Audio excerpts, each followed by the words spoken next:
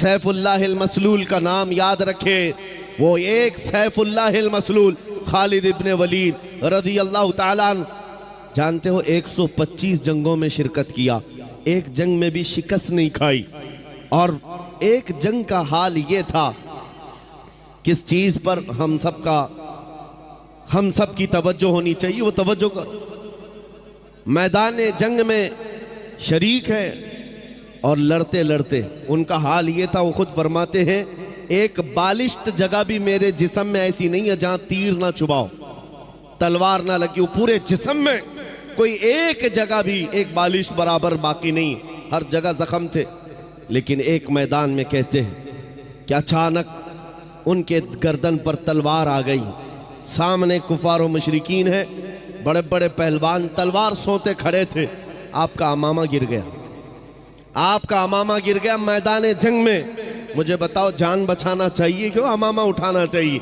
पहली तो अपनी गर्दन बचाई जाए, अपनी जिस्म को बचाया जाए, क्योंकि जान बचाना फर्ज है, जान बचाना फर्ज है। खालिद इब्ने वलीद सैफुल्लाहिल मसलूल, इस्लाम के अजीम सिपह सालार ने गर्दन नहीं देखी, वो अमामा उठाने ही चल पड़े और उठाया, बड़े आराम से सुकून से उठा करके पहनने लगे। और जिन्होंने तलवारें उठाई थी वो सख्ते में रह गए। एक छोटा फौजी भी ये गलती नहीं कर सकता, सिपह सालार इतनी बड़ी गलती कैसे कर सकता है? लोगों ने हाथ तलवार उनके नीचे आ गए। उसके बाद जालिमों ने, दुश्मनों ने पूछा खालिद इब्ने वलीद तुम्हारा ही नाम है? कहा तुम ही सिपह सालार हो, लेकिन ऐसी गलती कैसे कर सकते हो जब तुम्हारी गर्दन पर तलवार लटक रही हो और तुम अमामा उठाने के लिए निकल पड़े हो, पगड़ी बचा रहे हो कि गर्दन बचाना चाहिए?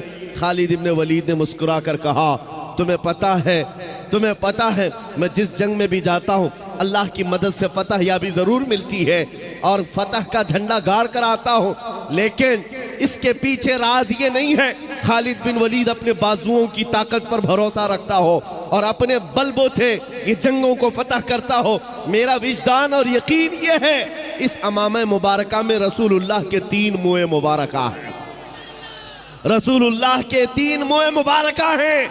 और मेरा यकीन यही है जब तक ये सर पर होते हैं अल्लाह मेरे लिए मैदान आसान कर देता है। निस्बत मुस्तफ़ा पर उन्हें फख्र था, उसी निस्बत पर वो फतह याब हुआ करते थे। ये सहाबा की बातें अर्ज कर रहा हूँ। आपको पता है एक मर्तबा ईसाइयों ने आपको चैलेंज कर दिया था कि अगर तुम्हारा दीन सच्चा है तो आओ खालिद बिन वलीद, हम और तुम सामने बैठते हैं मुबाहिला। अगर दीन तुम्हारा सच्चा है तो जहर की एक शीशी लाई ईसाइयों ने, कहा कि इसको दोनों लोग पिएंगे, जो बच गया उसका दीन सच्चा है। और ये झूठे लोग इस तरह से कभी आगे आ भी नहीं सकते, चैलेंज तो कर लेंगे लेकिन आ नहीं सकते। खालिद बिन वलीद को जब ये कहा गया और वो जहर ऐसा था कि अगर चमड़ी पर भी लग जाता तो चमड़ी जल के निकल जाती, और उस जहर को पीने की बात थी। सामने बड़े बड़े पादरी बैठे हुए थे, उन्होंने सोचा था कि डींग मार लेंगे, लेकिन उन्हें पता नहीं है मोहम्मद अरबी का शेर है, नबी करीम सल्लल्लाहु अलैहि वसल्लम के गुलाम हैं। ये जिस तरफ निकल गए तूफान और आंधियों ने भी रुख मोड़ लिया है, समंदरों ने रास्ते दे दिए हैं, दो नीम इनकी ठोकर से दहरिया व सहरा। ये इकबाल ने कहा था पहाड़ उनकी हैबत से राई, सिमट कर पहाड़ उनकी हैबत से राई। खालिद बिन वलीद ने कहा आ जाओ, सामने आ जाओ, बैठते हैं, मैं तैयार हूं इस बात के लिए कि जहर हम भी पिएंगे, तुम भी पी लेना, जो बच जाए उसका दीन हक है। लेकिन मुकाबले के लिए जैसे ही सामने आए, जहर की शीशी रखी हुई है, बहुत खतरनाक जहर है, चमड़ी पर भी लग जाए तो जल करके निकल जाए। आपसे कहा गया उठाओ और पी लो। तो हजरत खालिद बिन वलीद ने कहा दोनों की तरफ से पीना है, लेकिन उन्होंने कहा नहीं, पहले आप करेंगे। हमेशा बातिल डरता है और उसको शक ही तो है, हक होने का यकीन नहीं है जितना ईमान वाले को होता है। ईमान वाले को होता है। मुझे कुछ लोगों ने कहा था आपने आग में कूदने की बात की है, गुस्ताखे रसूल के खिलाफ। आग का काम है जलाना, तासीर है, कैसे होगा? मैंने कहा ये मैंने अपनी ताकत के बलबूते नहीं कहा, रसूलुल्लाह की इज्जत के बाद। मुझे इतना यकीन है, तकबीर, नारे नारे रिसालत, तहफ्फुज़े नामे रिसालत, तहफ्फुज़े नामूसे रिसालत। मुझे इतना यकीन है आग का काम है जलाना, वो जलाएगी, हर एक को जलाएगी, लेकिन ये भी मेरा अकीदा है कि जब तक रब की मंशा ना होगी दुनिया की कोई आग असर भी ना कर सके। ये भी मेरा ईमान है, अल्लाह अगर चाहे। इसलिए कि सरकार गरीब नवाज को भी ये चैलेंज किया गया था। आपको एक पुजारी ने कहा था, वो आग जलाए बैठा था, गरीब नवाज ने कहा कि जरा इसमें हाथ डाल दो, जिसकी इबादत करते हो ये तो तुम्हारा खुदा है। उसने कहा इसमें हाथ कैसे डालेंगे, ये तो जलाएगी। कहा जिसकी इबादत करते हो वो खुद तुमको जलाएगी। कितने सालों से इबादत कर रहे हो? कहा मेरे बाप दादा सब इसी की इबादत करते आए, हम इस आग को बुझने नहीं देते। कहा फिर हाथ डालो। उस पुजारी ने कहा कैसी बेवकूफ़ी की बातें हैं, आग का काम है जलाना, ये मंतिक के साथ हमारे साथ खेल ना करो, हमें गुमराह ना करो, क्या तुम डाल सकते हो? सरकार गरीब नवाज ने कहा मैं तो इसकी इबादत नहीं करता, लेकिन जिसकी पैदा की हुई उसकी इबादत करता। आग का मालिक अल्लाह है। तो उसने कहा तो चलो ठीक है, तुम ही डाल दो, तुम ही डाल दो। सरकार गरीब नवाज ने हाथ नहीं डाला। बहुत बड़ी आग लगी हुई थी, बड़ी आग है जिसकी पूजा हो रही थी। उस पंडित की गोद में एक छोटा सा बच्चा था, साल भर का, 1.5 साल का। उसकी गोद से बच्चे को ले लिया और आग में चले गए, अंदर चले गए। अब ये चीख पुकार करने लगा कि ये दुर्वेश आया, खुद भी जल गया, मेरे बच्चे को भी ले गया। और इतना हल्ला किया कि अंदर से वो नजर नहीं आ रहे थे। लोग जमा होने लग गए, आसपास के सब जमा हो गए, और सबको ये हैरत थी कि ये जलकर राख हो जाए, आग को बुझाएंगे तब ये मिलेंगे। काफी देर हो गई, मजमा जब इकट्ठा हुआ, कई पुजारी आए। सरकार गरीब नवाज अपना दामन झाड़ते हुए आग से बाहर तशरीफ ला रहे हैं। बच्चा भी गोद में मौजूद है, सही सलामत है। उसने छीन करके अपने बच्चे को लिया, जगह जगह पकड़ कर देखा, पेशानी भी ठंडी है, कपड़े भी ठंडे हैं, कोई गर्मी का असर नहीं है। मेरे अजीजों, गरीब नवाज तो अल्लाह के वली हैं, उन्हें आग नहीं जलाई। बात तो समझ में आती, बच्चा पुजारी का था, ये क्यों नहीं जला? मुफस्सिरीन कहते हैं, तारीखदान कहते हैं, देखना यह है हाथ में किसके था बच्चा। इसीलिए हम कहते हैं ख्वाजा का दामन, गौस का दामन, अरे जहां हाथ लग जाए उस पर आग नहीं लगती। मैं आपसे ये बात कर रहा हूं, हमसे भी कहा गया था ये कैसी बातें हैं, बड़े बड़े दावे हैं। हमने यही कहा हमारा दावा नहीं है, ये रसूलुल्लाह की इज्जत की बात है, ये नबी पाक की हुर्मत की बात है। आओ मैं सैयदना खालिद बिन वलीद की बात को मुकम्मल करूंगा। आप हज़रत को जगह दे दीजिए।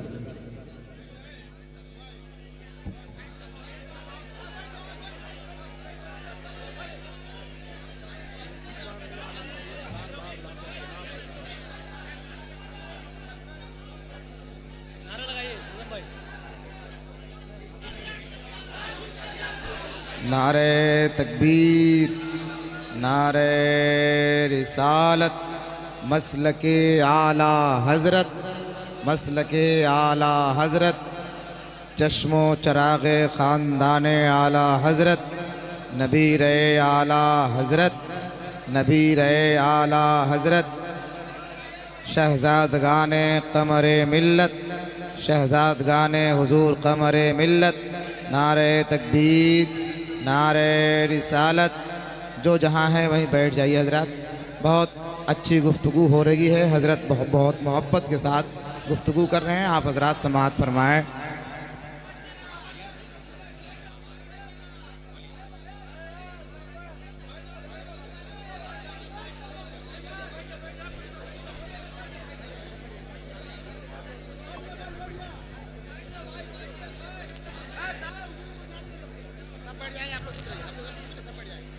आप तवज्जो रखिए। मुझे पता है कि ये जितने खामोश बिठाने वाले हैं वो खामोश बैठ जाएं। और ये मजमे मैं रोज़ देखता हूँ और एक बात कहता भी हूँ कि किसी भी मिलिट्री और फौज को तो कंट्रोल किया जा सकता है, दीवानों को कौन संभाल सकता है? दीवाना तो दीवाना है और बड़ा सोच समझ के दीवाना बना है, तो इनकी कंट्रोलिंग किसी के हाथ में नहीं होती। हम खुद भी इसमें पिस के ही आते हैं, हर दिन हमारा हाथ जख्मी रहता ही है, हम मुसाफे से सिर्फ। तो ये बात हम जानते हैं कि दीवानों को कोई कंट्रोल नहीं कर सकता। और इमाम राजी ने कहा था, जो हुजूर की मोहब्बत में रहता है वो कभी पागल नहीं होता। उन्होंने फरमाया था कि जो नबी पाक की मोहब्बत में होता है उसका दिमागी तवाज़ुन ख़राब नहीं होता, वो दीवाना नहीं होता। लेकिन साथ में एक जुमला और भी कहा है, और अगर कभी दीवाना बन गया तो सिर्फ उनके लिए बनता है, सिर्फ उनके लिए बनता है।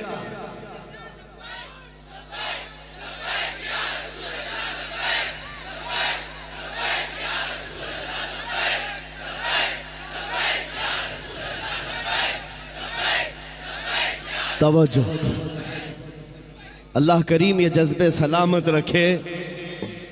सैयदना खालिद बिन वलीद रदी अल्लाह ताला अन्हु को जब ये चैलेंज हुआ, आप बैठ गए, जहर की शीशी उठाई। उस जहर की बात कर रहा हूं जो चमड़ी पर लग जाए तो चमड़ी जल जाए। आपने उठाया और बिस्मिल्लाह पढ़ा और पूरी पी गए, पूरा जहर पी लिया। ये मामूली बात नहीं है, अंतड़ियां कट जाती, हलक जल जाता, जुबान कट के गिरती, लेकिन कुछ नहीं हुआ। ईसाई गौर से देखते रहे, कुछ तो बगलें झांकते हुए कहने लगे जादू है, जादू है, जादू है। कुछ को ये लगा जादू है। आपने शीशी तो पी ली, उसके बाद कहा अब तुम्हारी बारी है। कहा नहीं, ये जादू हुआ है, शौबदाबाजी है। कहा कि अगर हिम्मत नहीं है, उन्होंने कहा कि शायद इस जहर के अंदर कुछ और तुमने कर दिया होगा, इसका असर खत्म हो गया होगा, वरना ये जहर तो लोगों को जला देता है। आपने कहा अगर तुमको ऐसा लगता है इसका असर खत्म हो गया था और मैंने पी लिया, ये बची हुई जितनी इसको चख करके ही दिखा दो, इसको चख करके ही दिखा दो। बातिल वहां से भाग गए। नबी करीम सल्लल्लाहु ताला अलैहि वसल्लम के दीवानों का ईमानी मामलात में मुकाबला कभी नहीं हो सकता, कभी नहीं हो सकता। ये तारीख की सच्चाइयां हैं अजीज़ान गिरामी। हर जमाने में टकराव तो होता रहा है।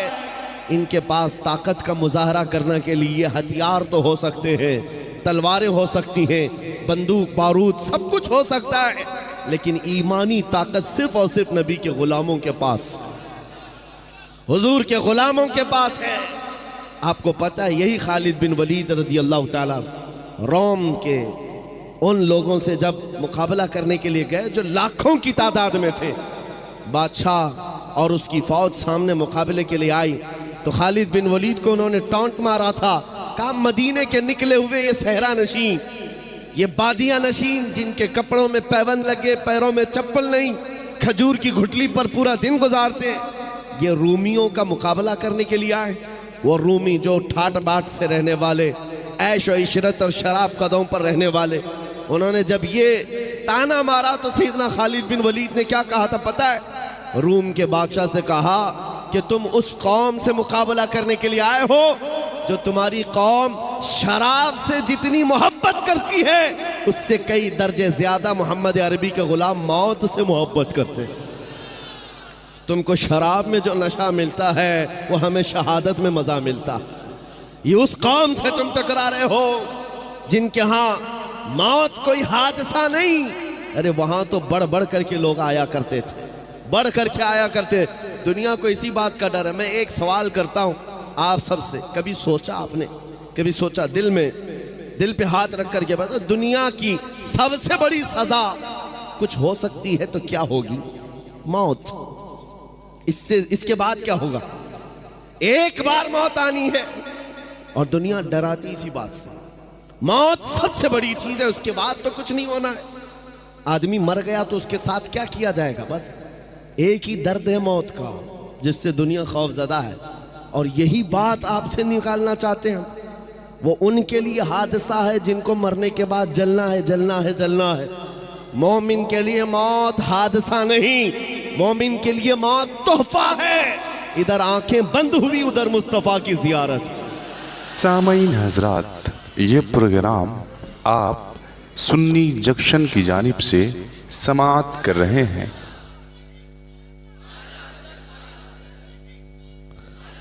नबी करीम सल्लल्लाहु ताला अलैहि वसल्लम के ग़ुलामों ने ये जो इस्तिक़ामत दिखाई, उनको ये हकीकत मालूम थी कि इज़्ज़त रसूलुल्लाह के कदमों में है, इज़्ज़त नबी पाक के से वाबस्तगी में है।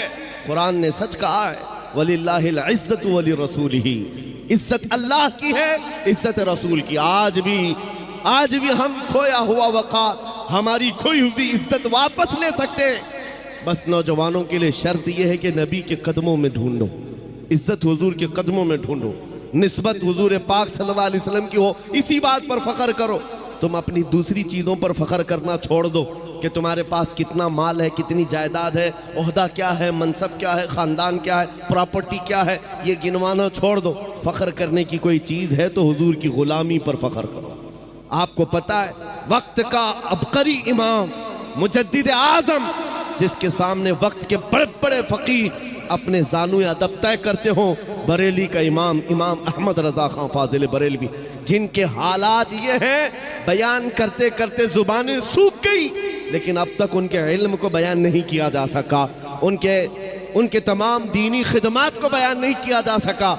एक आलिम दीन है जिसे अल्लाह ने 70 के करीब उलूम व फ़नून दिए हैं, जो एक मरतबा लिखने पर बैठ जाए तो वो कुरान पाक का तर्जुमा लिखे, फतावा रज़विया जैसा अजीम शाहकार दे दे, 1000 से ज़्यादा किताबें पेश कर दे, हदायक़ बख्शिश जैसा दीवान दे दे, जिसकी एक नात पढ़ने के बाद मुर्दा दिल भी जिंदा होते नजर आ जाएं।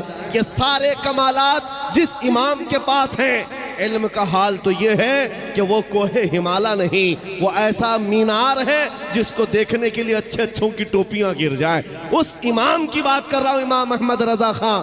सिर्फ इल्म नहीं, तकवा भी है, तहारत भी है, और फ़िक़ह भी है, हदीस का इल्म भी है। अल्लाह ने हर चीज़ से नवाजा है, और दुनियावी चीज़ों में भी कम नहीं। बड़े ज़मींदार भी हैं, कोई गरीब घर से नहीं, बड़े ज़मींदार, पूरा का पूरा गांव आपकी मिल्कियत में आया करता है। और बच्चों से भी अल्लाह ने नवाजा है, ऐसे बच्चे जिसको फ़ख्र करने के लिए क्या नहीं है। एक बेटा मुफ्ती आज़म है तो दूसरा हुज्जतुल इस्लाम है। वो वक्त के औलिया बेटे हैं, और बाप दादा भी कम नहीं है। सारी निस्बतें जिसके पास है, फ़ख्र करने के लिए क्या कम नहीं है। मेरा बाप नकी अली खां, मेरा दादा रज़ा अली खां, मेरा बेटा मुफ्ती आज़म, मेरा बेटा हुज्जतुल इस्लाम। आला हज़रत ये कह सकते, और मेरे इल्मी काम ये है, फतावा रज़विया तुम्हें दे रहा हूँ, और मेरे नातिया दीवान हदायत बख्शिश दे रहा हूँ, कुरान का तर्जुमा कंजुल ईमान दे रहा हूँ। ये सारी बातें आला हज़रत ने कहीं नहीं दिखा सकोगे। इन सारी बातों पर उस इमाम ने फ़ख्र किया है। फ़ख्र किया है तो किस बात पर? ये कहता है बरेली का इमाम, उस गली का गदा हूँ मैं जिसमें, उस गली का गदा हूँ मैं जिसमें मांगते ताजदार फिरते हैं।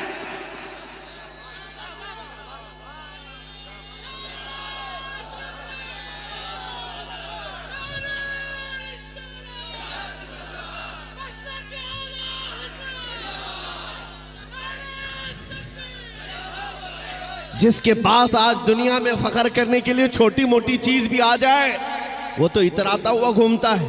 अरे 5 साल का एमएलए देखो, उसके पैर जमीन पर नहीं लगते। हाँ, आज हुकूमत मिली, कल नशा चढ़ गया है। ये सारे हालात हमने आज देखे हैं। और जिसके पास इतनी सारी निस्बतें हों, उस इमाम की बात कर रहा हूं, अब करी अपने वक्त का, और अब भी फनान, अब भी मजमों में से गायब नहीं है, बल्कि आज भी आला हज़रत का नाम हमारे जलसों की जान है, हमारे जलसों की जान है। जिसका इतना बड़ा मकाम और मर्तबा है, लेकिन फ़ख्र किस बात पर करता है? उस गली का गदा हूँ मैं जिसमें मांगते ताजदार फिरते हैं, फिर के गली गली तबाह ठोकरे सबकी खाई क्यों, दिल को जो अक्ल दे खुदा तेरी गली से जाए क्यों। ये निस्बत है जिस पर फ़ख्र करने के बाद अल्लाह ये मकाम अता करता है। उसी आला हज़रत ने ये कहा था, बेनिशानों के निशान मिटते नहीं, मिटते मिटते नाम हो ही जाएगा। आज हम देख रहे हैं चर्चा आला हज़रत का है, जगह जगह पर। किस बात के लिए चर्चा है?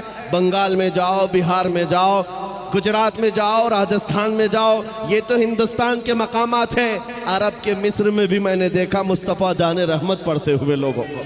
समझ में नहीं आता, लेकिन सलाम पढ़ते हैं। और उनसे पूछा जाए, आपको उर्दू आती नहीं, आप ये उर्दू सलाम क्यों पढ़ते हैं? वो कहते हैं इसमें इश्क की महक आती है।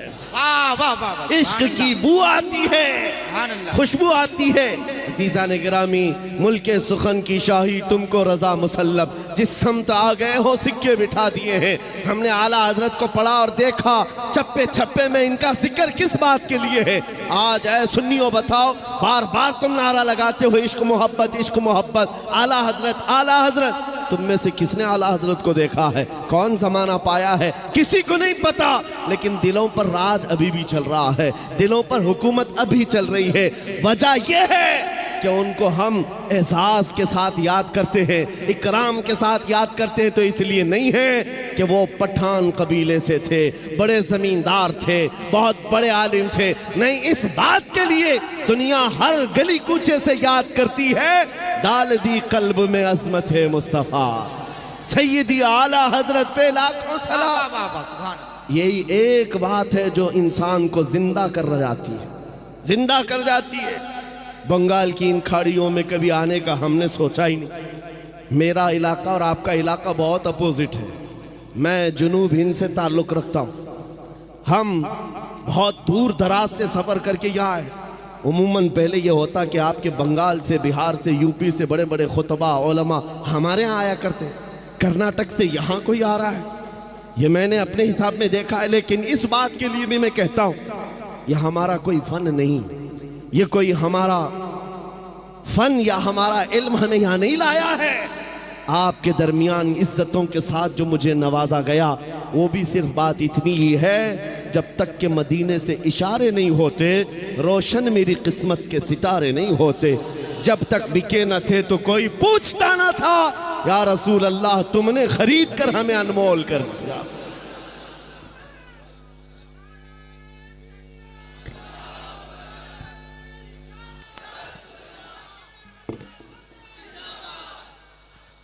अब मैं आपसे पूछता हूं, क्या ये इज्जत पाना चाहोगे? दुनिया में भी और आखिरत में भी। कौन नहीं चाहता इज्जत पाना? हर कोई चाहता है। इज्जत चाहते हो, बुलंदी चाहते हो, अपना नाम हमेशा के लिए इस दुनिया में रकम करना चाहते हो, तो सिर्फ मेरा मैसेज इतना सुन करके जाओ, बेदाम ही बिक जाइए बाजार नबी में, बेदाम ही बिक जाइए बाजार नबी में। इस शान के सौदे में खसारे नहीं होते। जो हुजूर के बारगाह में अपने आप को वक्फ किया, कभी खसारे में नहीं गया है, कभी खसारे में नहीं गया है। हमने देखा है हबशा के बिलाल, अगरचे गुलामी किसी और के पास थी उनकी, लेकिन जब आज़ाद होकर मेरे मुस्तफ़ा के कदमों में आए तो रसूलुल्लाह ने काबे की छत पर पहुंचा दिया। और ऐसा जिंदा है, आज हर बच्चा जानता है बिलाल हबशी का नाम। कौन नहीं जानता है? इज्जत के साथ जिक्र आता है। और फिर मैं साथ में ये भी बता दूं, वो हबशी थे और हबशा के रहने वाले निहायत काले रंग के होते हैं। आपने देखा होगा हबशा के रहने वाले। लेकिन कसम खुदा की कभी आज तक दिल में ये बात आई कि काले थे तो उनकी इज्जत नहीं थी? मुआज़ल्लाह रब्बिल आलमीन, कभी नहीं। बल्कि चांद भी उनकी खूबसूरती पर रश्क करता होगा। और आज करोड़ों मुसलमानों को बिलाल की भी एक झलक नजर आ जाए तो अपनी जान देने को तैयार होंगे। सच बात है या नहीं? क्यों? अब रंग नहीं देखा जाता, अब सिर्फ निस्बत देखी जाती है। हुजूर से जो वाबस्ता हो गया, फिर उसकी इज्जतों के क्या कहने। इसीलिए शायर ने कहा था, एक अरब ने आदमी का बोलबाला कर दिया, खाक के जर्रों को हमदोश सुरैया कर दिया। खुद न थे जो राह पर औरों के हादी बन गए, क्या नजर थी जिसने मुर्दों को मसीहा कर दिया। इज्जत चाहते हो तो सिर्फ यही बात है नबी करीम सल्लल्लाहु ताला अलैहि वसल्लम की। और एक जुमला ये भी सुन करके जाओ, हम उनकी बात क्यों ना करें हुजूर की। सुन्नियों, तुम्हारा अकीदा ये है या नहीं? मैं पूछता हूँ, तुम्हारा ये मानना है या नहीं?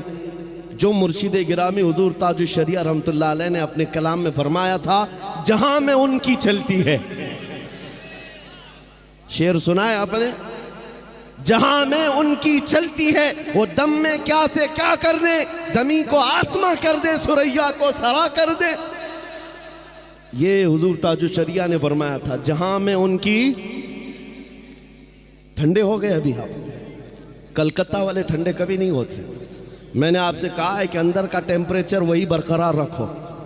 जहां में उनकी, किसकी? मदीने के ताजदार की। हुजूर की चलती। अब आओ दुनिया में हमने देखा है कि यहाँ पर जिसकी चलती है हुकूमत, सब उसकी बोलते हैं, बल्कि जीत कर किसी भी पार्टी से आए, सत्ता किसी के पास है तो पार्टी बदल के बेचारा इधर आ जाता है, बिक जाता है। अभी देखना, अभी इलेक्शन हुए होंगे, इधर के उधर घोड़े बेचे जाएंगे, खरीदे जाएंगे।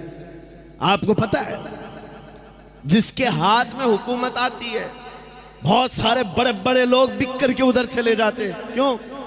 उनसे पूछा जाए तो ये कहते भी हैं कि भाई हुकूमत इनकी है, सत्ता इनकी है, साथ में रहेंगे तो काम भी बनेगा, अपना काम भी बनेगा, कुछ फंड भी मिल जाएगा, दूसरों का काम भी होगा। उनके पास तर्क ये हैं, दलीलें ये हैं। इसलिए मैं कहता हूँ, ऐ नादानो, जब ये दुनिया का दस्तूर है कि जिसके पास सत्ता हो, हुकूमत हो, तुम सब कुछ छोड़ करके ज़मीर भी बेच करके उनके साथ चले जाते हो, तो फिर सुन्नियों का ये मामूल होना चाहिए जहां में उनकी चलती है। हम हुजूर के दरबार के गुलाम क्यों ना बन जाए, इसलिए कि इधर आ जाए, अपना भी बन जाए, आखिरत भी बन जाए, दुनिया भी ठीक हो जाए, उक़बा भी ठीक हो जाए। हुजूर की जब चलती है तो उस हुकूमत के साथ क्यों ना हो। इसी को आला हजरत ने कहा था, आज ले उनकी पनाह, आज मदद मांग उनसे, कल न मानेंगे क़यामत में अगर मान गया। हुजूर पाक सल्लल्लाहु ताला अलैहि वसल्लम की हुकूमत यहाँ भी है और क़यामत के दिन भी देखना है उनकी शहंशाही को। इसलिए जहाँ में उनकी चलती है तो आ जाओ सुन्नियों, किसी की जय विजय क्यों पुकारें, क्या गरज हमको, हमें काफ़ी है सैयद अपना नारा या रसूल अल्लाह।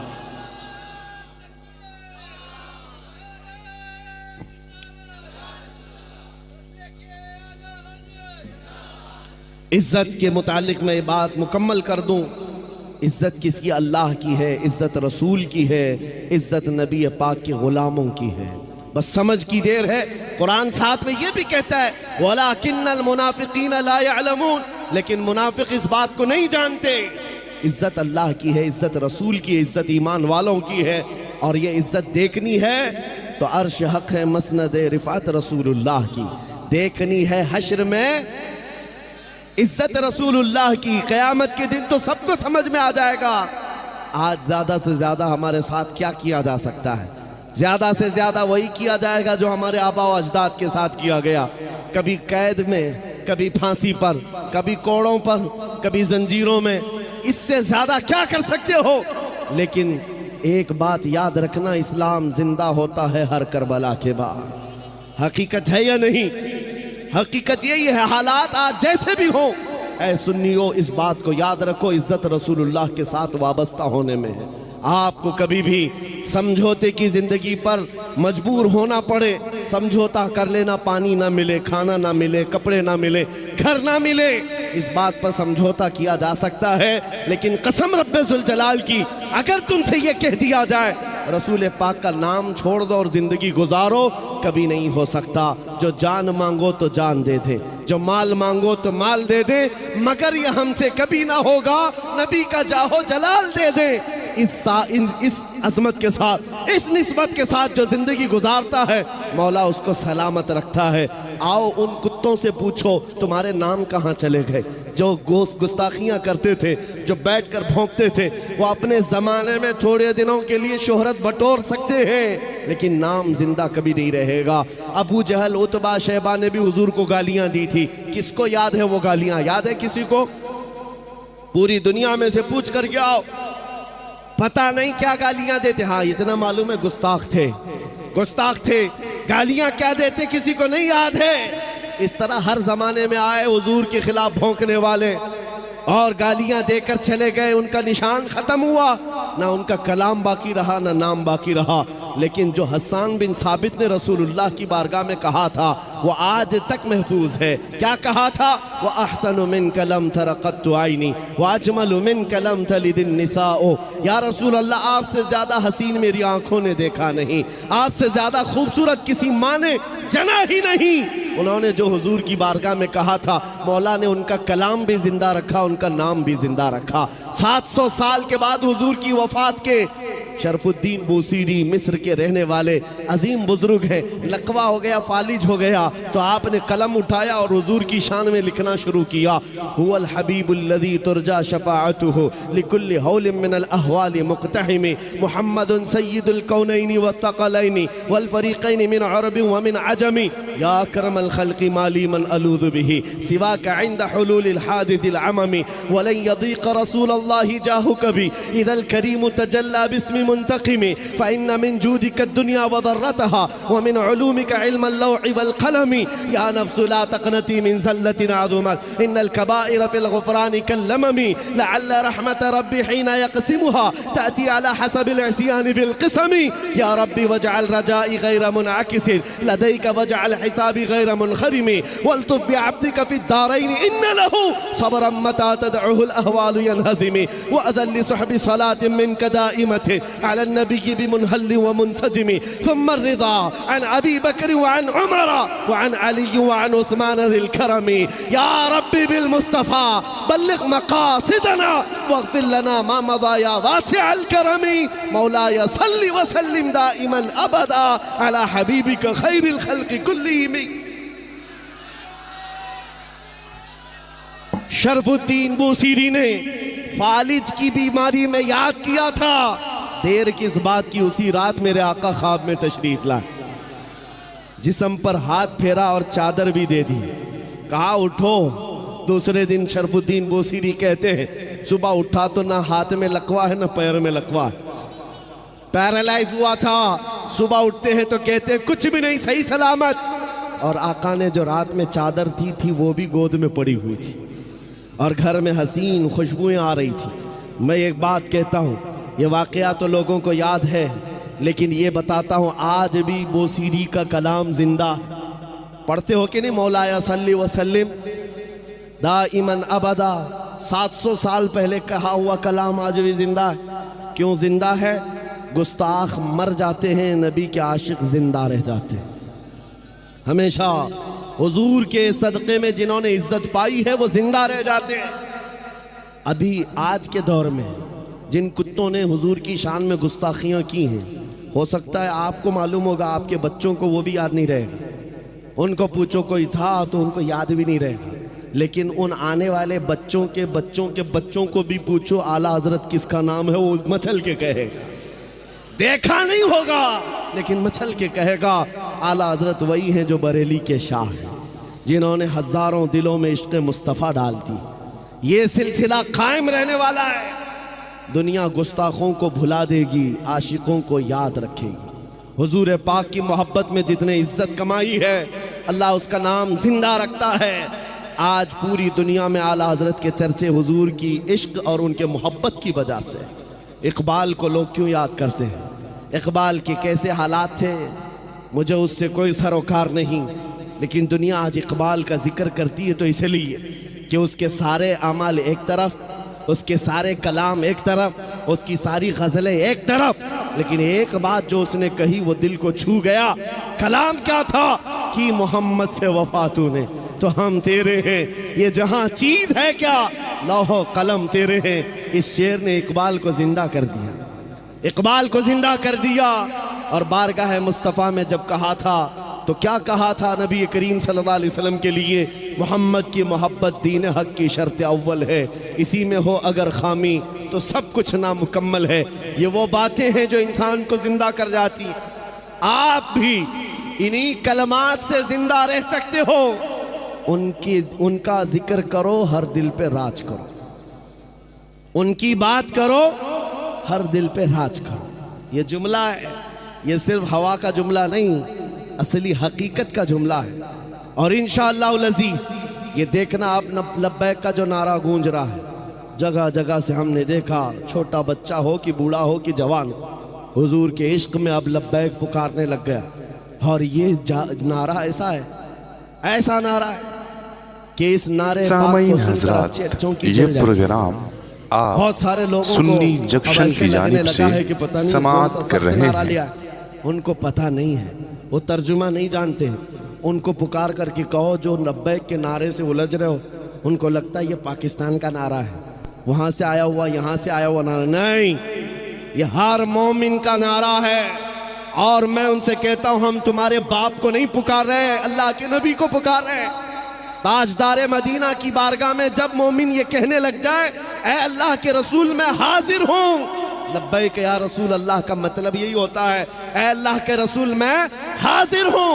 ये कहते कहते एक दिन ऐसा आ ही जाएगा जब नबी पाक के दरबार में यह हाजिर हो ही जाएगा, हो ही जाएगा, वो वक्त आएगा।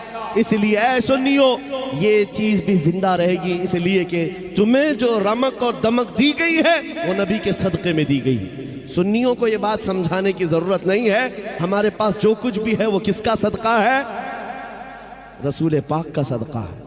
वो जो न थे तो और वो जो ना हो तो सबको पता है, वो जो ना हो तो अब ज़िंदगी ऐसी गुजारनी है, ज़िंदगी में हुजूर का नाम नहीं है, वो जो ना हो तो हमारी नमाजों में भी वो ना हो तो, अजानों में भी वो जो ना हो तो, अजान कंप्लीट होगी हुजूर का नाम छोड़कर, नमाज हुजूर को सलाम किए बगैर कंप्लीट होगी। हमारे घरों में भी वो जो ना हो तो, हमारे नाम में वो जो ना हो तो, हत्ता कि हमारी कब्र में भी वो जो ना हो तो फरिश्ते वहीं आकर के पकड़ेंगे।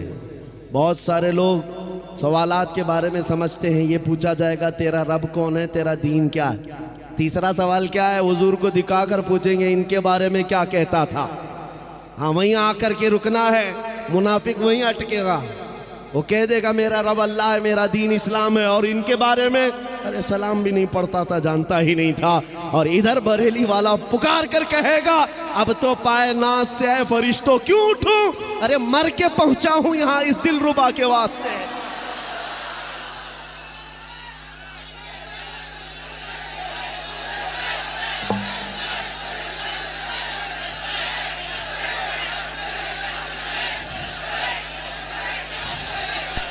मर के पहुंचा हूं यहां इस दिलरुबा के वास्ते, कब्र में भी वो जो ना हो तो। और आओ क़यामत का मैदान है, वहां तो सारे नबी हैं, आदम अलैहिस्सलाम से लेकर ईसा अलैहिस्सलाम तक बड़े बड़े नबी हैं, लेकिन फिर भी हम कहेंगे मैदान महशर में भी वो जो ना हो तो, इसलिए कि शफाअत का सहरा नबी के सर सजाया जाएगा। जब तक वो सिफारिश न करें किसी का हिसाब किताब शुरू भी नहीं होगा। आला हज़रत की सुनो क्या कहते हैं, खलीलो नजी मसीहो सफ़ी सभी से कहीं ना बनी, खलीलो नजी मसीहो सफ़ी सभी से कहीं ना बनी, ये बेखबरी की खल्क फिरी कहां से कहां तुम्हारे लिए, दहन में जुबान तुम्हारे लिए, बदन में है जान तुम्हारे लिए। हम आए यहां और उठे भी वहां, लब्बैक या रसूल अल्लाह, लब्बैक या रसूल अल्लाह, लब्बैक या रसूल अल्लाह। व आखिरु दावाना अनिल हम्दुलिल्लाहि रब्बिल आलमीन।